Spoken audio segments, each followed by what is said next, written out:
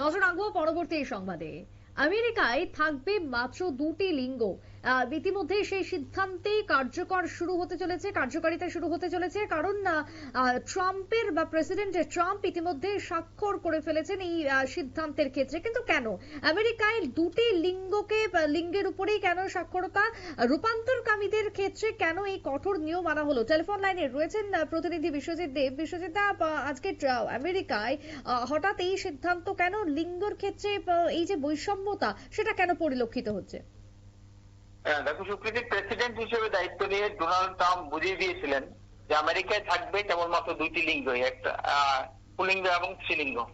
সেই সিদ্ধান্তই সে কার্যকর করতে যাচ্ছে প্রশাসন। এবার থেকে রূপান্তরকামী যারা রয়েছেন আর তারা অংশ নিতে পারবেন না মহিলাদের খেলায়।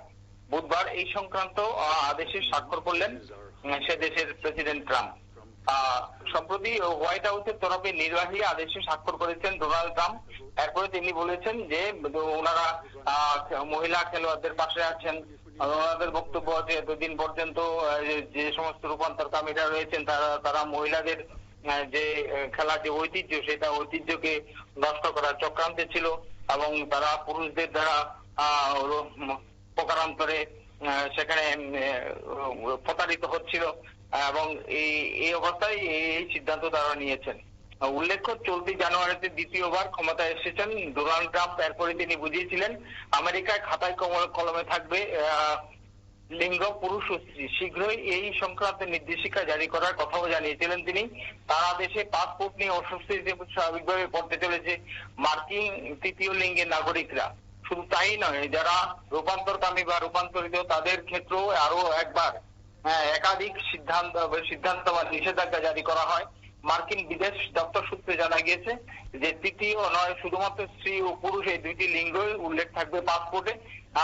সুতরাং বুঝতে পারছো, যারা রূপান্তর কামী আছে তাদের কিন্তু চিন্তার শেষ নেই এবং পাসপোর্টে এবং শুধু তাই নয়, কোনো নাগরিক।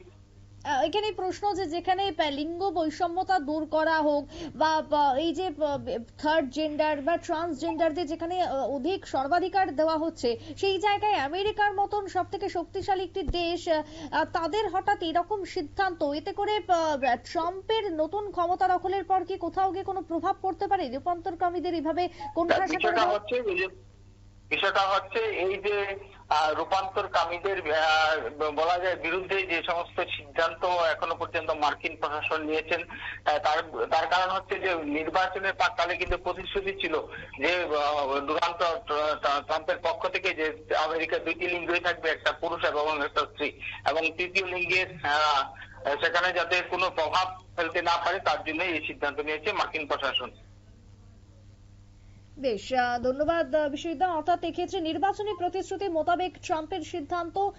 নির্বাচনের প্রতিশ্রুতি ছিল যে আমেরিকায় শুধুমাত্র দুটি লিঙ্গই থাকবে, একদিকে পুংলিঙ্গ অন্যদিকে স্ত্রীলিঙ্গ। তাই এই দুটো লিঙ্গেতেই এবার সরাসরি স্বাক্ষর করলেন ডোনাল্ড ট্রাম্প। সুতরাং সেই জায়গায় দাঁড়িয়ে যারা রূপান্তরকামীরা রয়েছেন, যারা ট্রান্সজেন্ডাররা রয়েছেন বা যারা থার্ড জেন্ডাররা রয়েছেন, তারা ইতিমধ্যেই চিন্তায় পড়েছেন। আমেরিকা থেকে যেরকম ভাবে ভারতীয় অভিবাসীদের ফেরানো হচ্ছে বা ফিরিয়ে দেওয়া হচ্ছে, ঠিক একই রকম ভাবে এবার সেখানকার বসবাসকারী যারা ট্রান্সজেন্ডাররা রয়েছেন তারাও কিন্তু রীতিমতো চিন্তিত ট্রাম্পের নয়া সিদ্ধান্তের পর। যদিও তা নির্বাচনী প্রতিশ্রুতি হিসেবেই দেখাচ্ছেন নয়া প্রেসিডেন্ট। ছোট্ট একটা বিরতির পর ফিরে আসছি, সঙ্গে থাকুন।